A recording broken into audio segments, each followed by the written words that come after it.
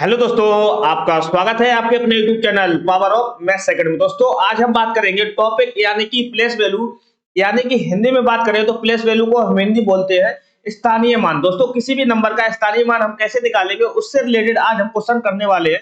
और दोस्तों बहुत ही छोटा टॉपिक है, आज ही हम इसको खत्म करेंगे। तो दोस्तों बिना किसी देरी के स्टार्ट करते हैं। आज का पहला सवाल आपके सामने ये रहा, बहुत ही आसान सवाल है। क्या कह रहा है कि 1715.271 में 7 के स्थानीय मानों का अंतर है। दोस्तों जब भी किसी भी नंबर का आपको स्थानीय मान निकालना है, पहली बात अगर मैं बात करता हूं, लेट से मैं कहता हूं कोई नंबर फिक्स नंबर है, जैसे मैंने बोला 2 3 4 6 7। अगर मैं इस नंबर में अगर मैं आपसे कहता हूं कि 3 का स्थानीय मान निकाल दो, 3 का जो है ना वो स्थानीय मान मुझे चाहिए, तो आप मुझे तो 3 का स्थानीय मान कैसे निकालोगे? बहुत ही आसान होता है स्थानीय मान निकालना। जो नंबर का बोल रहा है ना उसी का देखो नंबर कहाँ दे रखा है, 3 देखो यहाँ दे रखा है, 3 के सामने बस 3 रखना है, 3 के सामने 3 रखना है। अब आपको देखना है कि राइट हैंड साइड में कितने डिजिट है। आप कहोगे 1 2 3, बस 3 जीरो चिपका दो, 1 2 3, तो 3 का स्थानीय मान हमारा क्या हो जाएगा? 3000 हो जाएगा। ये चीज समझ गए? पहला कॉन्सेप्ट आपको ये समझ में आया। लेट से मैं बोलता हूँ कोई डेसिमल में नंबर है, मान लो मैंने बोला 23.2346। अगर मैं आपसे कहता हूं इसमें कि 4 का स्थानीय मान क्या होगा, 4 का स्थानीय मान, तो दोस्तों बस कहानी थोड़ी सी अलग होगी। वो कहानी अलग क्या होगी, आपको 4 के सामने 4 रखना है, ठीक है। एक चीज हमेशा ध्यान रखना, जब भी आप दशमलव में स्थानीय मान निकाल लो ना, तो दशमलव के सामने दशमलव रखा करो, बस दशमलव के सामने दशमलव, और जिसका निकाल लो उसके सामने वो नंबर लिखना। और देखना बीच में कितने प्लेस खाली है। आप कहोगे 2 की जगह खाली, 3 की जगह खाली, 2 प्लेस खाली है ना। ये देखो दशमलव और जिस नंबर का स्थानीय मान निकाल लो उसके बीच में कितनी जगह खाली है? 2। आपको कुछ नहीं करना, बस 2 जगह खाली जो है ना उसमें जीरो चिपका देना, वही हमारा आंसर हो जाएगा। इसमें देखो 0.2346 में जो 4 का स्थानीय मान है ना वो क्या है, 0.004 होगा। ये उम्मीद करता हूं कि अब आप समझ गए होंगे। ये चीज बहुत ध्यान से समझना। एक छोटा सा कॉन्सेप्ट और है, आपको स्थानीय मान निकाल कर आपसे पूछा जाए कि जातीय मान बता दीजिए, जातीय मान क्या होगा? जातीय मान, लेट से मैंने बोला यहाँ पर अगर आपसे पूछा जाए, ये सवाल में आपसे पूछा जाए कि मुझे बता दो 2 का जातीय मान क्या होगा।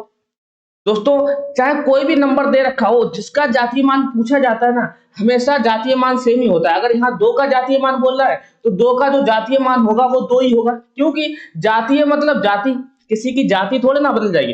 एक इंसान है, मान लो ये नंबर जो है, ये नंबर मान लो 3 नंबर है, इसका जातीय मान चाहिए, तो ये जो इंसान है ना, ये अगर इंसान है चाहे क्रीम पाउडर कितना भी लगा ले, तो क्रीम पाउडर लगाने से सिर्फ फेस गोरा होगा, उसका जो रूप होगा वो तो बदलेगा नहीं। फेस वैल्यू बोलते हैं इंग्लिश में, इंग्लिश में हम जातीय मान को बोलते हैं फेस वैल्यू, यानी कि जो उसकी वैल्यू है ना मार्केट में वो तो सेम रहने वाली है। आप मुझे तो अगर इसमें नंबर में 3 है तो आगे जिसका फेस वैल्यू जो होगा, जो जातीय मान होगा, चाहे कितनी भी क्रीम लगा ले कोई फर्क नहीं पड़ता, सिर्फ गोरा होगा, उसका जो फेस वैल्यू है ना वो सेम ही रहने वाला है। तो इसका जो जातीय मान होगा यानी कि फेस वैल्यू होगा वो क्या होगा? 3 ही होगा। बस छोटा सा कॉन्सेप्ट है, अगर आपने ये समझ लिया ना तो सवाल अब आप आसानी से कर लोगे। जैसे मैंने बोला आपके सामने सवाल दे रखा 1715.271, ये दे रखा है। आपसे पूछ रहा है कि 7 के स्थानीय मान। अगर आप ध्यान से देखोगे 7 हमारे 2 जगह दे रखा है, एक 7 ये दे रखा और एक 7 ये, मतलब कि एक 7 जो है वो दशमलव के बाद में दे रखा और एक 7 जो है वो एब्सोल्यूट नंबर यानी कि परफेक्ट नंबर में दे रखा। मैंने बोला अगर इस 7 का मान चाहिए ना, ये नंबर बताओ मुझे, मैं ऐसे लिख सकता हूँ 1715 प्लस 0.271, ऐसे लिख सकता हूँ, बात तो एक ही है। आप मुझे बताओ अगर मैं इस एब्सोल्यूट नंबर में 7 का स्थानीय मान निकालने की कोशिश करूंगा, मैंने बताया 7 के सामने 7 रखना और राइट हैंड साइड में देखो 2 डिजिट है तो 2 जीरो चिपका दो, इसका जो 7 का स्थानीय मान होगा वो 700 होगा। और मैंने बोला कि अगर इस नंबर का आपको चाहिए तो आपको कुछ नहीं, 7 के सामने 7 रखना है और दशमलव के सामने दशमलव रखना है, और बीच में देखो कितने हैं, दशमलव और 7 के बीच में एक अंक है तो एक जीरो चिपका दो बीच में, वही हमारा 7 का स्थानीय मान हो जाता है। आपसे बोला है जो भी 7 के स्थानीय मान निकल कर आए ना उनका अंतर, मतलब कि 700 में से 0.07 घटाना है तो आपको कितना मिलेगा? आप मुझे बताओ, 700 में से जब कुछ घटाओगे तो 700 से छोटा मिलेगा? तो होगा नहीं। 700 में आप कितना घटा रहे हो? 0.07 है यार, तो आपको जीरो थोड़े ना मिलेगा। जीरो कब मिलता है? जब 700 में जब 700 घटाते तभी तो जीरो मिलता है, ऐसा तो पॉसिबल है नहीं। आप मुझे बताओ, आप देखना ये क्या दे रखा, 700.07, यानी कि ये जो वैल्यू दे रखी है वो 700 से ज्यादा दे रखी है। आप 700 में किसी भी नंबर को घटाते हो तो जो वैल्यू आएगी वो 700 से कम आएगी ना, ज्यादा तो आएगी नहीं। इसका मतलब ऑप्शन नंबर सी भी गलत हो गया। ऑप्शन नंबर डी की सही होना इसकी मजबूरी हो जाती है दोस्तों।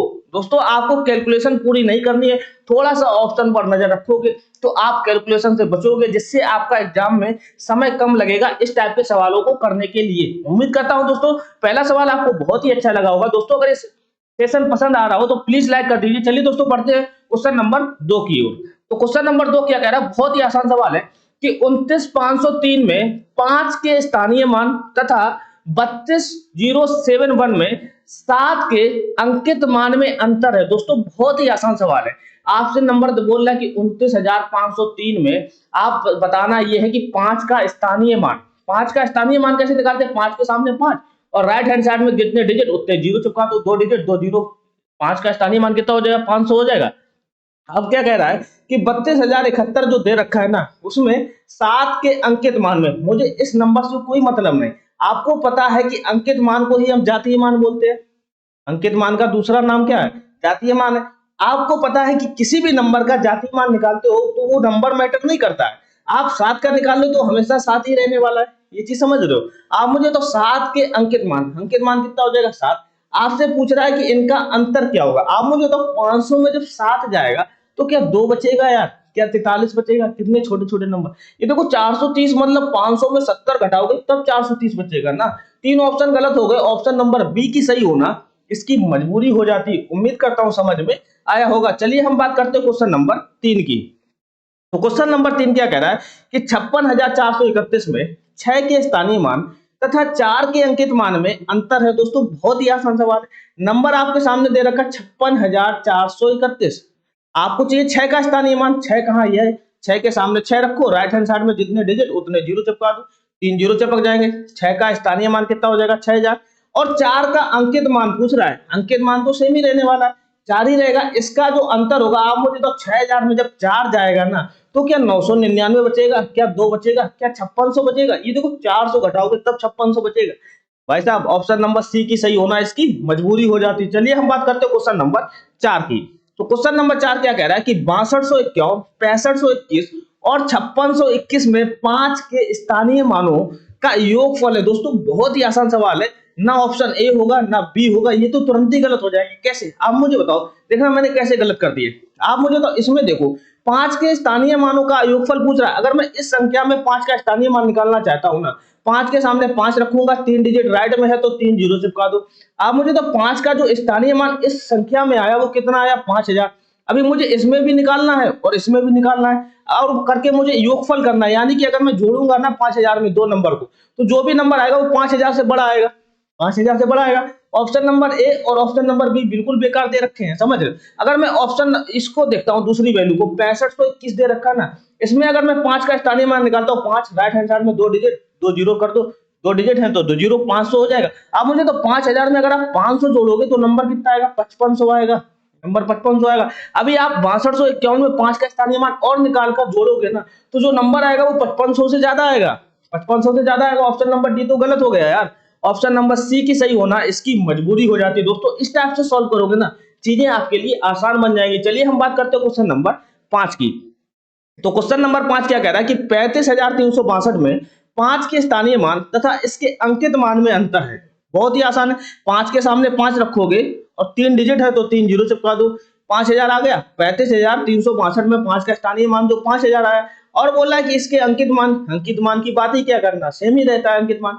5,000 में जब 5 जाएगा तो आप मुझे तो 5,005 थोड़े ना आएगा, क्या जीरो आएगा, क्या 495 आएगा। भाई साहब बहुत छोटे छोटे नंबर है, 5,000 में कुछ कम करोगे तो ज्यादा थोड़े ना आएगा। ऑप्शन नंबर बी की सही होना इसकी मजबूरी हो जाती है। उम्मीद करता हूं समझ में आया होगा। चलिए हम बात करते हैं क्वेश्चन नंबर 6 की।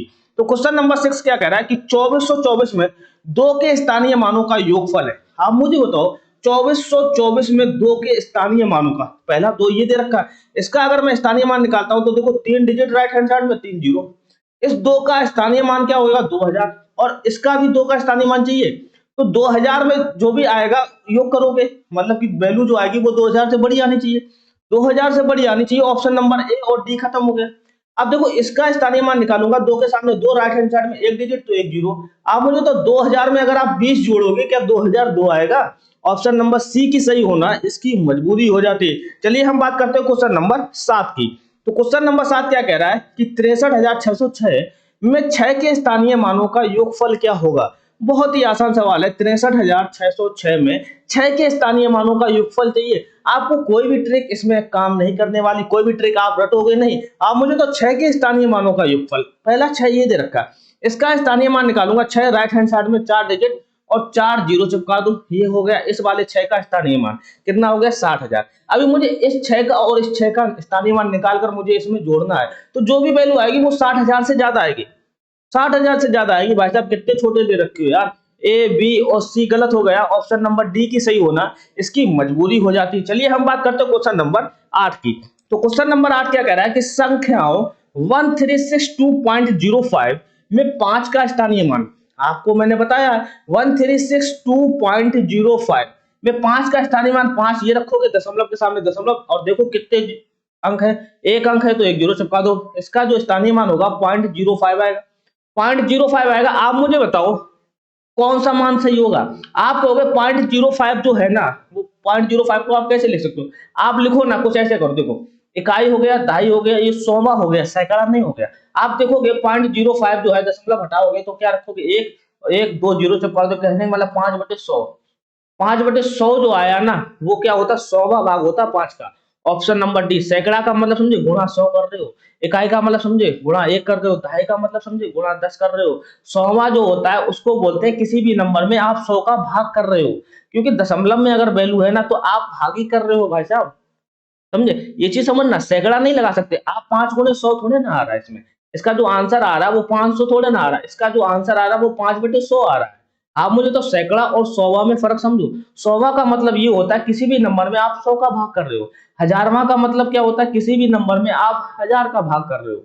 ये चीज समझो, समझे? छोटी सी गलती करोगे तो क्वेश्चन आपका गलत हो सकता है। चलिए हम बात करते हैं क्वेश्चन नंबर 9 की। तो क्वेश्चन नंबर 9 क्या कह रहा है कि संख्या 3.4625, क्या दे रखा? 3.4625 में 2 का स्थानीय मान क्या होगा? मैंने बोला स्थानीय मान दशमलव के सामने दशमलव, जिसका निकाल लो उसके सामने वो। अब देखो कितने डिजिट है इसके बीच में? 2 डिजिट, तो 2 जीरो चिपका दो। इसका जो स्थानीय मान होगा या तो 0.002 होगा, यहाँ तो कहीं दे नहीं रखा, और एक कंडीशन में एक ये भी हो सकता है इसका जो स्थानीय मान है ना वो कितना है? 1000वां है, सैकड़ा है कि 100वां है, समझे? आप मुझे तो 0.002 है, इसको हम क्या लिख सकते हैं? 0.002। आप दशमलव हटाओगे तो एक लिखोगे, 1 2 3, 3 जीरो लगाओ, मतलब कि 2/1000वां को हम क्या लिख सकते हैं? यहाँ पर एक क्वेश्चन मिस्टेक है, लेकिन अब आंसर इसी में लगाना है। आप मुझे तो 2 का जो स्थानीय मान होगा वो क्या होगा? 1000वां होगा, क्योंकि 1000 का भाग कर रहे हो ना, 1000वां होगा। इसलिए हम बोल सकते हैं कि ऑप्शन नंबर सी जो है वो सही होगा, ऑप्शन नंबर ए, बी और डी के मुकाबले, समझ रहे हो? चलिए हम बात करते हैं क्वेश्चन नंबर 10 की। तो क्वेश्चन नंबर 10 क्या कह रहा है? 70,560 में 5 और 6 के स्थानीय मानों का गुणनफल है। वो दोस्तों बहुत ही आसान सवाल है। 70,560 में 5 का स्थानीय मान 5, राइट हैंड साइड में 2 डिजिट 2 जीरो चिपका दो। 6 का स्थानीय मान 6, राइट हैंड साइड में 1 डिजिट तो 1 जीरो चिपका दो। कह रहा है कि इनका जो है इनका गुणनफल क्या होगा? कहने का मतलब ये हुआ 500 × 60 करोगे ना तो कितना आएगा? आपको पता होना चाहिए ना, ऑप्शन नंबर सी यानी कि 30,000 आता है। चलिए हम बात करते हैं क्वेश्चन नंबर 11 की। तो क्वेश्चन नंबर 11 क्या कह रहा है? संख्या 105 के गुणनखंडों की संख्या है। दोस्तों ये जो है इस टॉपिक में अलग से आ गया, ये नंबर सिस्टम का पार्ट है। चलिए हम सॉल्व करवा देते हैं। जब भी आपको गुणनखंडों की संख्या चाहिए ना, नंबर ऑफ फैक्टर्स चाहिए होते हैं, तो आपको कुछ नहीं करना, 105 का आपको एलसीएम लेना होता है।